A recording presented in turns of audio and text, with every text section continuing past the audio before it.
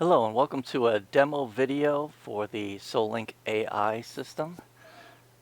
This video was prompted by a request for a feature from Mattis, who was asking whether or not there would be a way to have a zombie bang on doors and break down doors. So I thought we can put together a little video and just give an example of how this could work right now. Granted, this is alpha code. It's still not quite polished to where I want it to be and doesn't have all the features I want. But let me go through the steps that I did. So I basically just started by creating this little scene with some terrain. I got this house from the asset store for free. It's this little house with an interior and it's got a nice front door.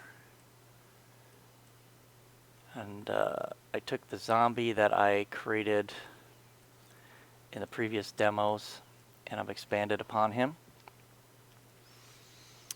So let's start with that first. So if I go into the editor for SoulLink, I go into the manager. Under interactable names, I added an interactable name called door. So that's what I'm going to use for the zombies to attack doors when it finds them. And then for the AI itself, I added a sensor, an interact sensor with a range of 10, and I'm specifying the door as one of the interactable objects with, in this case, 100% probability, so that if it sees a door, it's going to 100% of the time, it's going to go and try and bust it down. And then what I had to do is go to actually the zombie animation sequences. And I added this, where's that? Here it is, bash door sequence. I took two animations that I found for Mixamo. One is a zombie punching animation and then a smash. So first it's going to punch the door, then it's going to smash the door.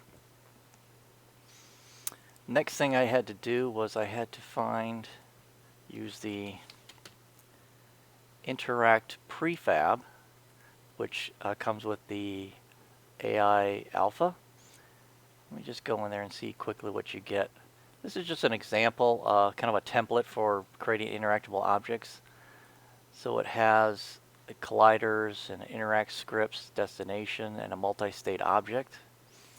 This is kind of the key, really, the multi-state object, which allows you to have a point of interaction, which would be here. I did notice that for some reason I've got this thing interaction position kind of whacked out, so if you do use it, you'll want to reset this. That would be the default position. In fact, I'm going to go ahead and update this now for the next version. The blue arrow is what indicates what direction the AI is going to be facing when it does the interaction. So by default, it's just that. We'll leave it like that. And it has two different states.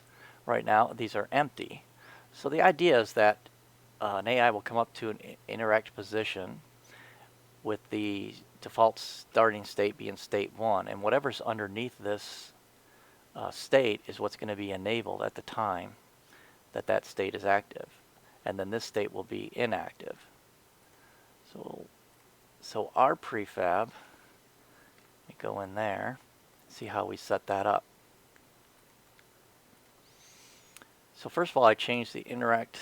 I thought I changed the interact position. Doesn't look like it's right. Well, not going to worry about it. It seems to be set up right in the actual game, so I'm not sure why it looks wrong here. Maybe I didn't update this. You know what? I didn't update the actual prefab. This is overridden. Let me apply that first. That's probably why. Okay, let's go in there now. Okay. So what I've done is set the interact name to door. So this is going to be considered a door when it detects it. And in state 1, I put the actual door object from the free house as that state. So when this state is active, the door will be in existence and will be on. I also made it a nav mesh obstacle, which will prevent anything from going through the door while the door is active.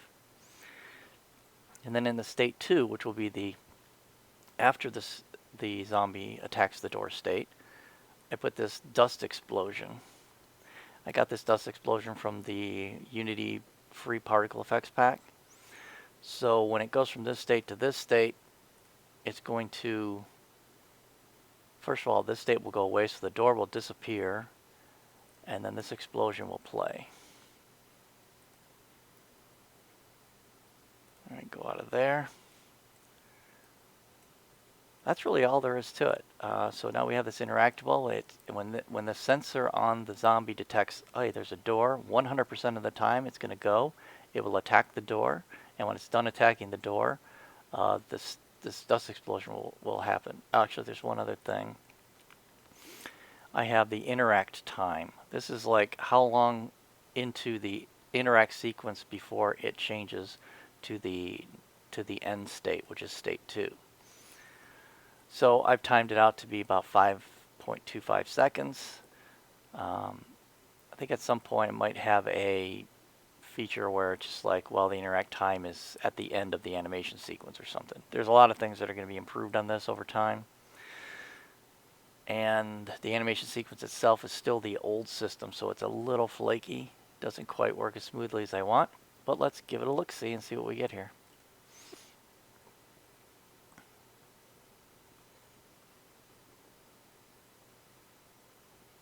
Alright, so the zombie will, actually, there it goes. It's going to detect the door. It's going to say, I'm going to go attack it.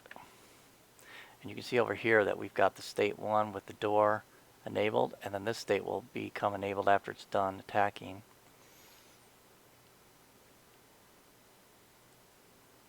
So first the attack, then the punch or the smash, and the door. I don't think I timed that exactly right.